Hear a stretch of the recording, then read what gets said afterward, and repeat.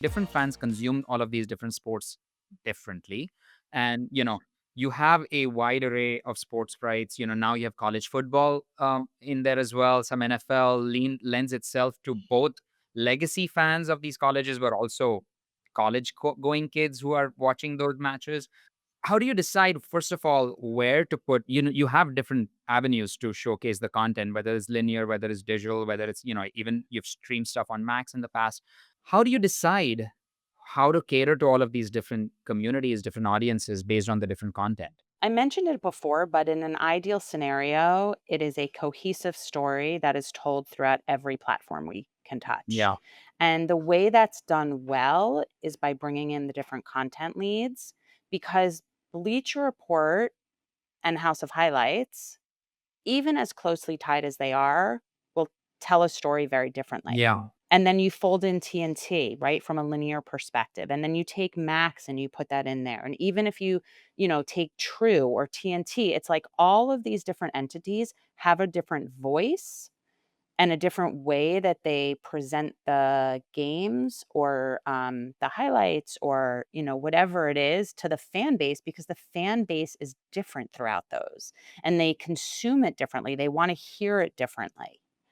And I think it's just taking that into sort of the epicenter of what we're And doing. so there's like a content life cycle, so to speak, like pre-game, Yeah, post-game. What do you do with the highlights? What do you do during live? And like all of these different correct. content teams are sort of working together. Yes, that's right. And then we have a lot of meetings, internal Yeah, I meetings. bet. Yeah. Sounds like it in my mind. I'm imagining it. Yes, we are like in the meeting vortex over here. But, it helps because we all get in a room and then each piece of the puzzle presents their piece.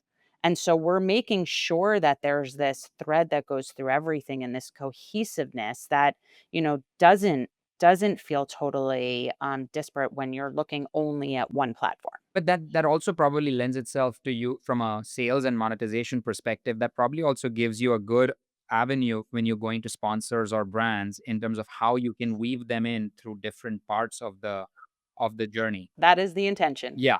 I remember because Yes, when yeah. we worked with March Madness a few years ago, and I remember we were innovating on some engagement, and there was a concept of called the Chief Madness Officer, who was sort of you could do an AMA session, you're live streaming in the MML app, and you could communicate and engage, and you can.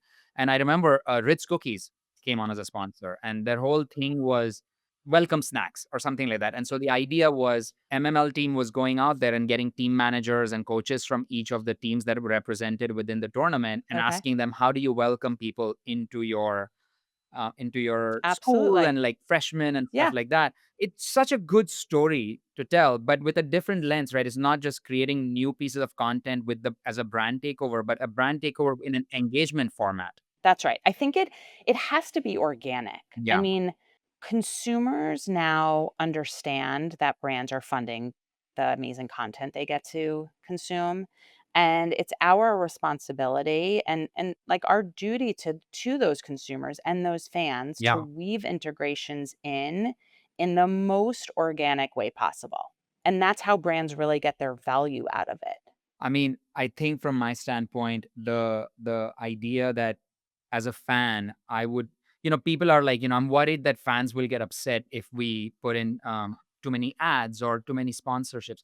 Of course, if you cram 5 ads before I could see a piece of content, probably yes, I would get pissed off. But there is a way to bring it in a smart manner that feels organic. Absolutely. I mean, listen, I think that any talent or media company that doesn't work on having brand integration a part of what they're pushing out to consumers is foolish. Consumers expect it at this point, right? Do I think that you're right? Like having, 5 ads for every one piece of content is foolish.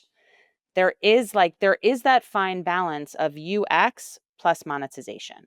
And, it's something that Bleacher Report and House of Highlights has taken very seriously. We on the linear side, we are constantly in conversations with production about it.